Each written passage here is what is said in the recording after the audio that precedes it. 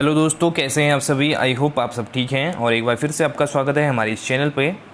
दोस्तों, आज की वीडियो में हम डिस्कस करने वाले हैं जो कि आपकी यूपी पीसीएल में जो वैकेंसी निकली हुई है, लेटेस्ट वैकेंसी, उसके बारे में बात करेंगे। Uttar Pradesh power corporation limited में ये भर्ती निकली है और पोस्ट का नाम है आपका सहायक लेखाकार, जो कि असिस्टेंट अकाउंटेंट की पोस्ट बेसिकली है। तो इसके बारे में डिस्कस करेंगे, क्या इसकी एलिजिबिलिटी है, क्या इसका सिलेबस रहने वाला है, ये सब हम डिस्कस करने वाले हैं। तो चलिए स्टार्ट करते हैं आज की वीडियो को। चैनल पे आप लोग नए हैं तो चैनल को जरूर सब्सक्राइब कर लें और बेल आइकन भी दबा लें। दोस्तों, इसमें समूह गौ के अंदर यहाँ पे भर्ती निकली है आपके उत्तर प्रदेश कॉरपोरेशन लिमिटेड के अंदर, पावर कॉरपोरेशन में, और जिसमें टोटल जो पोस्टें हैं उसमें आप देख सकते हैं अनारक्षित जो कि जनरल में है आपकी 109 पोस्टें इसके अंदर हैं और 24 पोस्ट इसमें ईडब्ल्यूएस की हैं, right. EWS economic weaker section जो आपका है, और उसके अलावा अन्य पिछड़ा वर्ग और श्रेणी ये आपका जो आपका ओबीसी का है उसके अंदर 56 सीट हैं। अनुसूचित जाति के एससी के आपके पास 48 सीट हैं और अनुसूचित जनजाति यानी कि एसटी के इसमें 3 सीट्स इसमें इंक्लूडेड हैं। ठीक है ना। तो ये एक अच्छी पोस्टें हैं, यहाँ पे आप देख सकते हैं। और यहाँ भी लिखा गया है, जो ऑब्वियसली सब में लिखा जाता है कि ये जो भर्ती है वो अकॉर्डिंग टू सिचुएशन घटाई भी बढ़ाई भी जा सकती है, तो इससे ज़्यादा रेलेवेंस हमारा मामला नहीं है। और यहाँ पे आपको जो चीज़ें हैं वो चाहिए होंगी, और इसमें वेतनमान आपका दे रखा है यहाँ पे कि कितनी यहाँ पे वेतनमान होगा, और जो आपका एग्ज़ाम होगा वो आपका सीबीटी होगा, कंप्यूटर बेस्ड टेस्ट इसके अंदर लिया जाएगा, और नॉर्मलाइजेशन मेथड भी यहाँ पे यूज में लाई जाएगी अगर यहाँ पे ज़रूरत पड़ती है। तो जैसा कि आप यूकेएसएससी का भी देख रहे हैं, उसके अंदर भी बेसिकली जो सिचुएशन आ रही है निकल के वो ये आ रही है कि नॉर्मलाइजेशन किया जाएगा, और ये नॉर्मलाइजेशन का फॉर्मूला भी इसमें दिया गया है, वो मैं आपको यहाँ पे दिखा दूंगा। उसके बाद वेतनमान की बात करते हैं तो वेतनमान यहाँ पे ये आपका पे ग्रेड दिया गया है, जो 29,800 से 94,300 का है। साथ में ये 5 का जो है ग्रेड पे है। और उसके अलावा जो उसकी एलिजिबिलिटी है, जो क्वालिफिकेशन है, उसके लिए आपको मान्यता प्राप्त किसी विश्वविद्यालय या डीम्ड विश्वविद्यालय से, केंद्रीय विश्वविद्यालय, आपको ग्रेजुएशन किया हुआ होना चाहिए। वाणिज्य में स्नातक डिग्री बेसिकली यानी कि बीकॉम आपने किया हुआ होना चाहिए। तो ये आपकी जो मिनिमम एलिजिबिलिटी हम कह सकते हैं वो इसके अंदर है। और जो डेट करी गई है यहाँ पे आपकी आयु से रिलेटेड, यानी कि एज आपकी क्या है, दिनांक 1/7/2021 को न्यूनतम 21 वर्ष आपको होने चाहिए और अधिकतम आपको 40 वर्ष होने चाहिए। उससे ज़्यादा अगर हैं या उससे कम है 21 वर्ष से, जो कि आपका काउंट होगा 1/7/2021 तक, तो उससे पहले अगर आपके कम बन रहे हैं तो आप उसमें एलिजिबल नहीं है इसके अंदर अप्लाई करने के लिए, और 40 से अगर ज़्यादा भी आपके बन रहे हैं तो भी आप इसके अंदर डिस्क्वालीफाई हो जाएंगे। और यहाँ पे छूट दी गई है अलग अलग आयु के पैटर्न में, जो आपके एज में यहाँ पे बेसिकली जो छूट दी जाती है, ये आपके अनुसूचित जाति, अनुसूचित जनजाति, अन्य पिछड़ा वर्ग जो है, स्वतंत्रता संग्राम सेनानी, और इन सबको यहाँ पे दी जाती है 5 वर्ष की छूट यहाँ पे दी जाती है। ठीक है ना। तो इनका कितना हो गया, 45 का इनका जो मैक्सिमम लिमिट है वो यहाँ पे हो जाएगी। तो इसके अलावा आप दे सकते हैं, बाकी चीज़ें भी इसके इंक्लूडेड हैं इसके अंदर। और जो विकलांग की क्या की श्रेणी में आ रहे हैं, ओए और ओएल में, इनमें आयुषी में 15 वर्षों की छूट भी यहाँ पे दी जाएगी। तो ये काफ़ी यहाँ पे एक अच्छा वो है। आरक्षण के केस में आपको बताया गया है कि इसमें जो आरक्षण दिया जाएगा, उसमें आरक्षण जो टाइम उत्तर प्रदेश के शासन द्वारा जो आपके निकले हैं उसके हिसाब से ही आरक्षण यहाँ पे लागू किया जाएगा।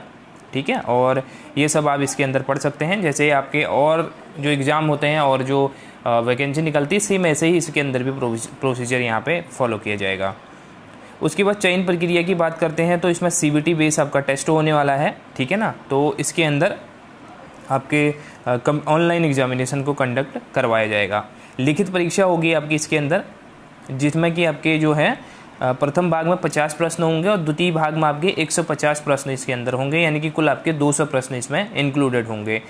ठीक है। और प्रथम भाग में क्या क्या चीज़ें होंगी, प्रथम भाग में लिखित परीक्षा कैसे होगी, सीबीटी बेस पे होगी, और डोएक के जो कि डोएक होता आपका ओ लेवल का सर्टिफिकेट होता है बेसिकली, उससे रिलेटेड जो कंप्यूटर के नॉलेज है वो यहाँ पे चेक की जाएगी। उससे रिलेटेड आपके क्वेश्चन पूछे जाएंगे, 50 क्वेश्चन जिसमें इंक्लूडेड होंगे, और हर एक क्वेश्चन आपका 1 नंबर का होने वाला है। तो 50 नंबर का इसके अंदर आपका देखने को मिलेगा। साथ ही जो नेगेटिव मार्किंग है वो यहाँ पे बताई गई है कि 0.25 यानी कि 1/4 इसके अंदर नेगेटिव मार्किंग की आपको देखने को मिलेगी, राइट। उसके अलावा और यहाँ पे बताया गया है कि कंप्यूटर ज्ञान की प्रथम भाग की परीक्षा में कम से कम 50% अंक प्राप्त करना अनिवार्य होगा। यानी कि अगर आपको एग्जाम क्वालिफाई करना है तो उसके लिए आपको जो फर्स्ट पार्ट है, यानी कि जिसमें आपके कंप्यूटर से पूछा जा रहा है, डोएक से क्वेश्चन पूछे जा रहे हैं, तो उसमें कम से कम मिनिमम आपको 50% तो स्कोर करना ही पड़ेगा।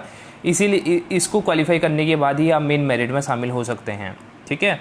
और द्वितीय भाग में आपसे पूछा जाएगा जनरल इंग्लिश, जनरल हिंदी ये पूछी जाएगी, अर्थमेटिक पूछा जाएगा यानी कि मैथ्स के कुछ क्वेश्चन पूछे जाएंगे, उसके अलावा अकाउंटेंसी पूछी जाएगी, ऑडिटिंग, इनकम टैक्स, ठीक है ना, और ये आपका ग्रेजुएशन स्टैंडर्ड के हिसाब से, और उसके अलावा syllabus of accountancy, auditing, income tax detail below ये आपको नीचे दिया गया है, इसको डिटेल में आप देखते हैं।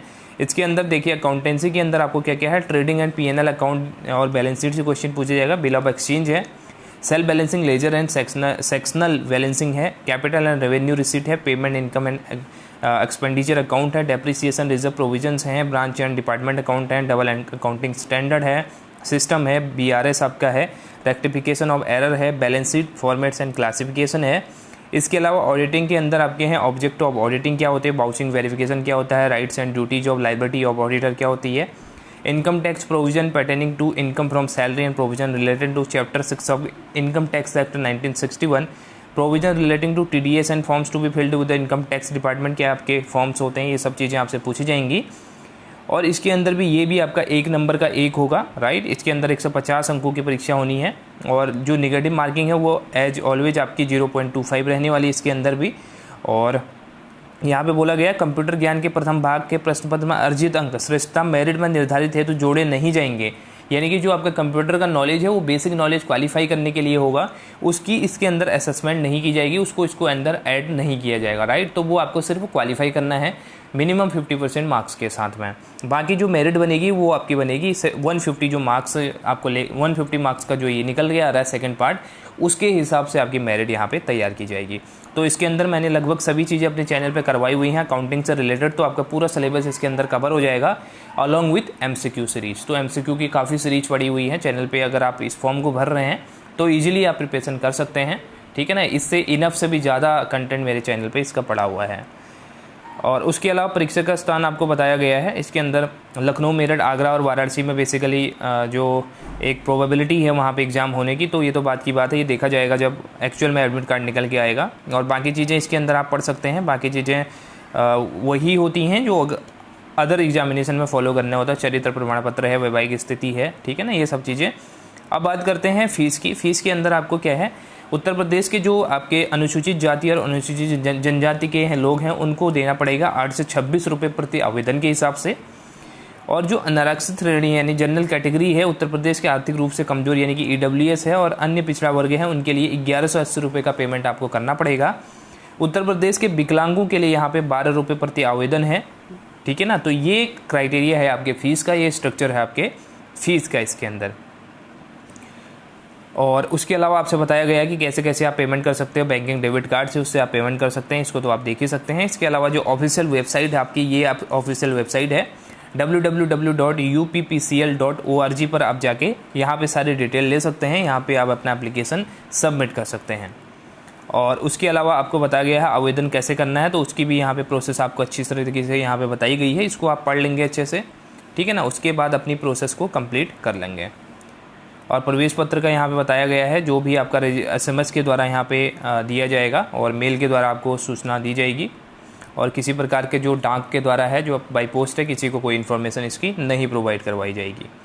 ये सब चीज़ें इसके अंदर दी गई हैं। और महत्वपूर्ण तिथियाँ में देखें तो हम यहाँ पे जो ऑनलाइन एप्लीकेशन पूर्ण करने की तिथि है 8 तारीख से स्टार्ट करने वाले हैं, 8/10/2021 से 28/10/2021 तक का आपको टाइम मिलेगा, यानी कि 20 दिन का टाइम मिलेगा आपको फॉर्म भरने के लिए।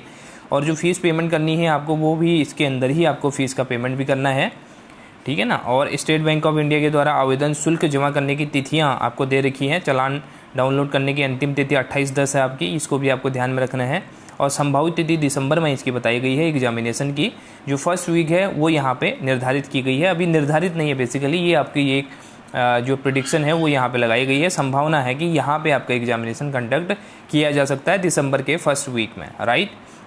तो ये सब डिटेल इसके लिए थी। अब यहाँ पे देखिए जो नॉर्मलाइजेशन का आप लोग पूछ रहे थे UKSSC वाले में भी, तो इस तरह का जो फॉर्मूला होता है वो यहाँ पे यूज में लाया जाता है नॉर्मलाइजेशन के लिए।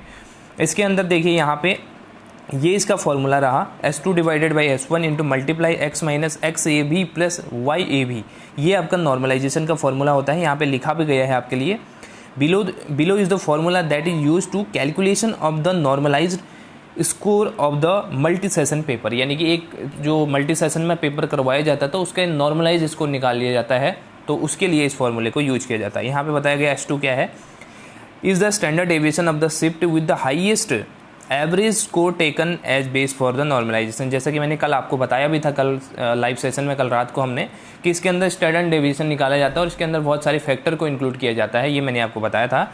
तो वही चीज़ें इसके अंदर हैं। S2 यानी कि जो आपका शिफ्ट का हाईएस्ट एवरेज स्कोर है उसका स्टैंडर्ड डेविएशन बेसिकली ये है। S1 यहाँ पे बोला गया है standard deviation for the corresponding shift. Corresponding shift का जो है एग्जाम हुआ है उसका भी स्टैंडर्ड डेविएशन यहाँ पे निकाला जाएगा। X की वैल्यू आपकी raw score of the candidate है, यानी कि जो बेसिकली आपका जो नेट स्कोर आपका बन रहा है वो यहाँ पे कैलकुलेट किया जाएगा। रॉ स्कोर माने कच्चा जो स्कोर है आपका वो यहाँ पे कैलकुलेट किया जाएगा, वो आपका X हो जाएगा। X ये भी आपका आएगा simple average of the candidate shift, यानी कि जो शिफ्ट थी उसका यहाँ पे एवरेज निकाला जाएगा। और XY भी आपका क्या है, average corresponding of the shift with the highest average taken as base for the normalisation. तो कुल मिला के ये फॉर्मूला यहाँ पे अप्लाई किया जाना है जिसके अंदर आपका नॉर्मलाइजेशन किया जाएगा। तो इस चीज़ को आपको ध्यान में रखना है। तो ये सब चीज़ें थी इसके बारे में जो आपका उत्तर प्रदेश पावर कॉरपोरेशन में वैकेंसी निकली हुई है असिस्टेंट अकाउंटेंट की। तो बाकी चीज़ें इसके अंदर आप लोग देख सकते हैं ऑफिशियल वेबसाइट पे जाके www.uppcl.org पे, तो आपको बाकी जानकारी वहाँ पे मिल जाएगी। So guys, thank you so much for watching. Channel पर नए हैं तो सब्सक्राइब जरूर कर लें।